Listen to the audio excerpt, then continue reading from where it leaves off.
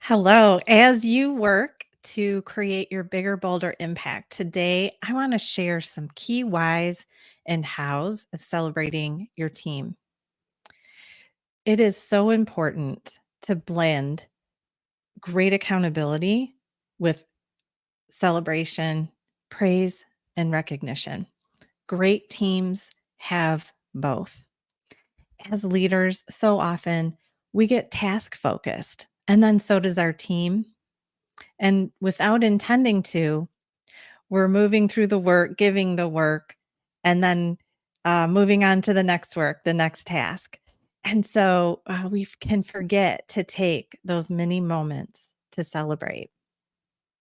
Years ago, I had someone ask me, what is your definition of success? By the way, if you're watching, please say hello. I would love to know you're here. And if you have any questions, throw them in the chat wherever you're watching this. So he asked me, "What's your definition of success?" And initially, I thought, like, that's a pretty easy question. Let me just come up with that answer quickly. But as I thought about it, no, it was a little more complicated. Ultimately, after a lot of thought, I realized it really was a great blend of both celebrating success and a bit of discontent for what was next. And that was my conundrum as I started thinking about this topic, this definition. So we definitely want to take the time to celebrate. If we're only in the discontent, only looking for that next thing that we want to accomplish, we only have that feeling of the yearning and the oomph and the work and the trying to ignite the motivation to get the next thing, and the gap and where we are and where we ultimately want to be. If we're only celebrating, that's not great either because that's a full focus on the past. It's already happened. It's that feeling of letdown of, "Play accomplished this great thing. Now what?" So you need both, and your team needs both. So as you're focused on the next task, make sure that you take a moment to celebrate the wins.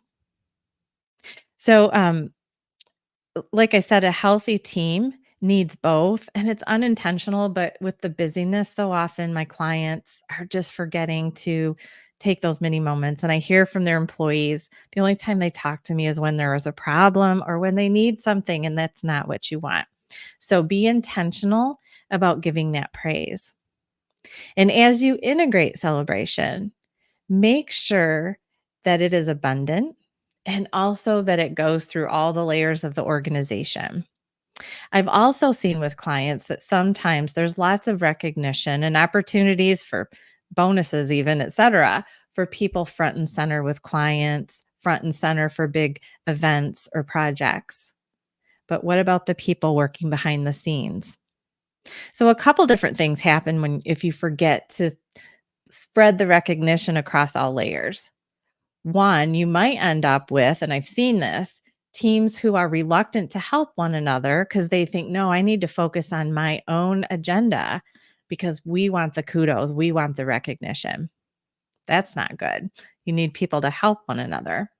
Or you have the friction that ignites that "what about me" syndrome, I call it, or the friction between those who are getting everything done, getting the recognition because they're front and center. This can happen a lot of times in sales, and then the support team. Make sure there's some kudos and recognition and opportunities for the people behind the scenes as well. So you don't want friction to ignite between the people front and center and those they need to rely on to get the work done. So, humans will absolutely work towards accolades. And I believe it's an innate human desire to feel known, acknowledged, and appreciated. I mentioned the "what about me" syndrome. I have seen it many times when I start working with a leader who tells me, "Why would I thank people? Because I'm giving them a paycheck." And the thing is, what I see in that team is a tiny recognition of one person. Everyone else is frustrated because all they're thinking is, "But what about me?" So you want the recognition, the celebration to be abundant and spread through all layers. Focus as a leader on looking for the opportunities to celebrate. And you can do this easily by setting your own goals. I know you're a successful leader, so I know that you're goal oriented. So making it a goal and a priority will help make sure that you're giving out those thank yous. So I have my leaders, come up with a number that's reasonable. Whether it's 4 or 5 times a day or a few times a week, where because then what it does is it puts the looking for opportunities, the wins, the successes, the things going well, it puts it on your radar to look and seek out those things.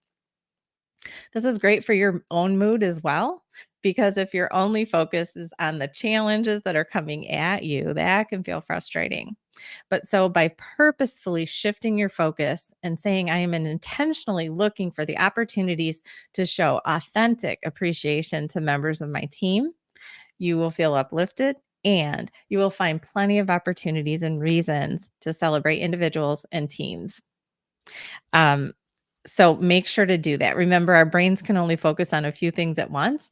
And when the emergencies and the challenges are coming at us, of course, we're responding to those. So you need to create another kind of distraction that shifts your focus to the good things as well. Maybe you're unwilling to give thank yous. I've seen this too. Sometimes when someone first starts working with me, they have a reluctance or they tell me that people don't really need that or they don't personally need it. I always kind of call that into question.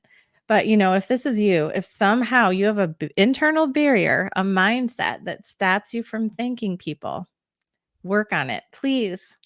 You're missing the opportunity to share and, bring joy and uplift and bring positive energy to the individuals on your team and your departments. And so, do work on it. So if you need a coach, get a coach, but, figure out there's something in the way. This is an internal barrier to you being even more successful as a leader. Trust me. Um, so celebration, think about football teams and, people get so excited. All the excitement, the joy, the uplifting feelings and emotions, the positivity. So do definitely ignite that feeling in your place of employment, in your business, and your nonprofit. Um, so I want to give you a quick summary and some recommendations. So one, show plenty of appreciation to all. Make recognition, make recognition abundant but authentic. And I do want to highlight authentic. So this isn't about making things up or coming across, like you have to. Like make it authentic. There are reasons that you can absolutely show appreciation for your team. Things are going well. Catch employees doing something good and let them know. Make sure that acknowledgments after events or programs roll out include both the front and center team and those working behind the scenes. Leaders, change your mindset. Be on the lookout for good every single day. And if you're one of those people who's reluctant or uncomfortable to give out the thank yous, work on it for sure. Take a moment to acknowledge the cool things, even if it's in a small way. This doesn't have to be extravagant. It can be a high five, a thumbs up, a quick email, an announcement in front of others in a team meeting. If you want to celebrate as a group, hit a gong, ring a bell that everyone can hear, play a certain song if that's, that everyone knows that means a sale happened. Utilize wow boards. So just a way for when customers or clients or patients, those you serve, send thank you cards, put those up so everyone can celebrate and feel appreciated, and seek out ways to reward employees with special opportunities too. So there's so many different ways that you can show your recognition. So look for the opportunities, find creative ways, simple ways to show your appreciation and ignite celebration on your team. So remember, you want that great blend in your team of both accountability. So set the expectations high, but let your team know that you've got their back and you see them.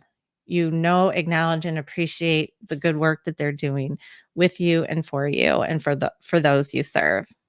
So I'm Kirsten Ross Vogel. Thanks so much for watching. Again, if you have any other questions or have topics that you'd like me to cover on people, communication, leadership, family business strategies, shoot me a message or throw a comment below. If you're watching this after the fact, I'd love to have you do the hashtag replay so I know. All right, make it a great day.